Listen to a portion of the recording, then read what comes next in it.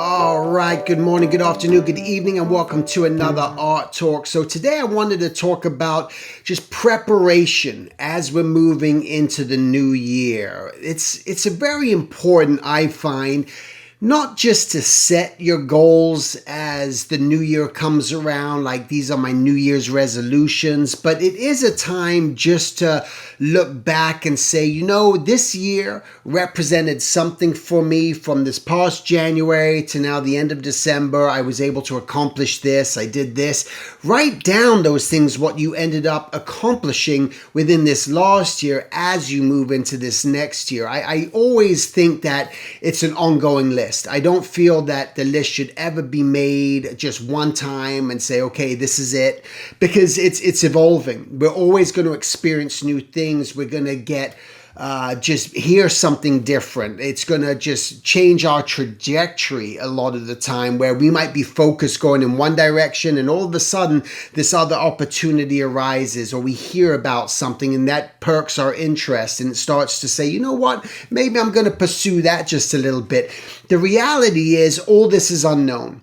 And I think as you go into this whole next year and just knowing and accepting and realizing that everything is just sort of like unknown, that things are going to manifest the way they're going to manifest, that's a helpful understanding, because then oh, you know what, maybe I don't have control of everything, but what I do have control of is right now I can start preparing myself so that when the time calls, I can start to move forward. So that's where I want you to think about preparation in terms of maybe there's a convention coming up in the next year. Start looking at conventions, maybe depending on where you live. You start researching, Google, whatever you need to do. Say, comic book conventions, book conventions, licensing conventions, whatever it may be, just type it in. Maybe it could be a sailboat convention, if that's something you're interested in, or a flower convention. I don't know.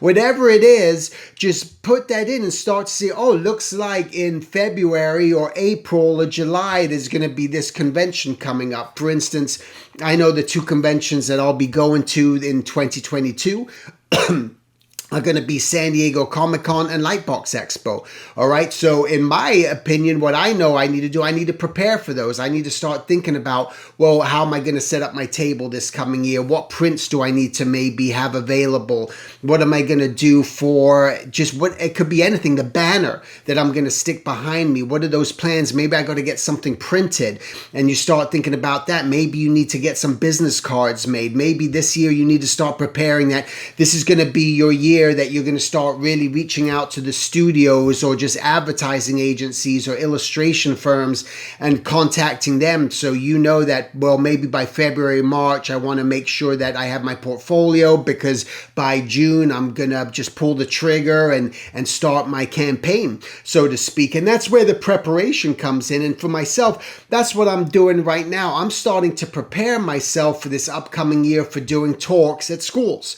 So I'm gathering just a long list of all the people that need to reach out to, all the schools that I want to just reach out to. And then there's going to be the point where I'm going to put together my kit, my explanation of what it is that I do, what I can provide, and move that out. But that's all the preparation.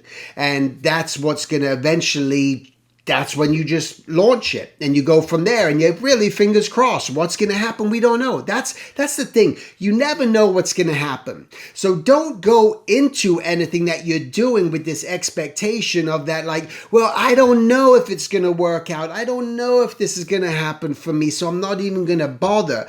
And, there was a great quote that I just saw the other day. I'm going to butcher it, but it goes in the lines of basically that more people, the biggest cause of people failing on their dreams is not failure itself of taking the actual action, but the doubt. So the doubt is the biggest dream killer than the actual failure itself. if that makes sense to you. It's not because you all of a sudden you've put these blockades up. Why even try? I get a book published. That's impossible. How am I going to do that? I live in XYZ country. That doesn't happen. Blah, blah, blah. You can make all the excuses in the world you want.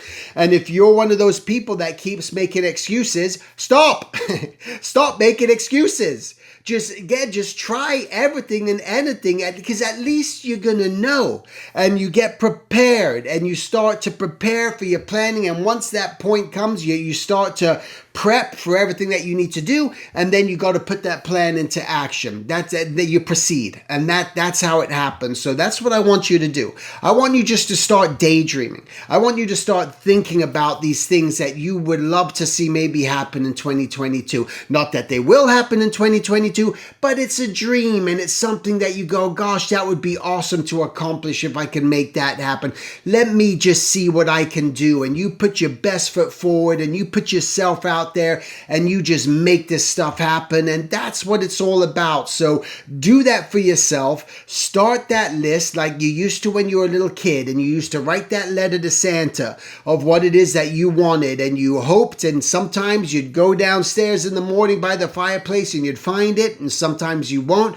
Yeah, there was that little bit of disappointment with that thing that wasn't there, but you know what? You got over it, and you got over it every year. So you can get over it if the things that you want to have happen don't happen right away. But just know that as long as you're putting that effort into it, as long as you're putting that energy into it, as long as you're just writing that list and you start to get clear on your ideas of what you're trying to pursue, then sort of let it happen. And again, it's always going to change. It doesn't have to, nothing's a life sentence. It's not going to be there, the same thing forever. It's a revolving swing door. I know it happens to me all the time. It's just like, which way am I going to go? But here's my plan. I'm putting my plan into action and see what happens. I've taken so many risks in my life and tried so many things. I can honestly say that I have zero regrets about anything. And the only regret that I do have was not studying, like learning how to be an animator when I was really young, just when I had the energy and I had that thing. And that's the one thing. But now it's just not in my cards anymore right now. And I know that I just don't have the interest. And the interest ways, like before I was hungry with that. I really wanted to. And now I'm just like, nah, I don't want to do it. So if you don't love something and you don't want to pursue something, well, make sure you're not putting that on your list, right? So just put those things down, get your plan going, prepare, and then put that plan into action. All right? Make it a great week, and I'll talk to you guys next week. Take care.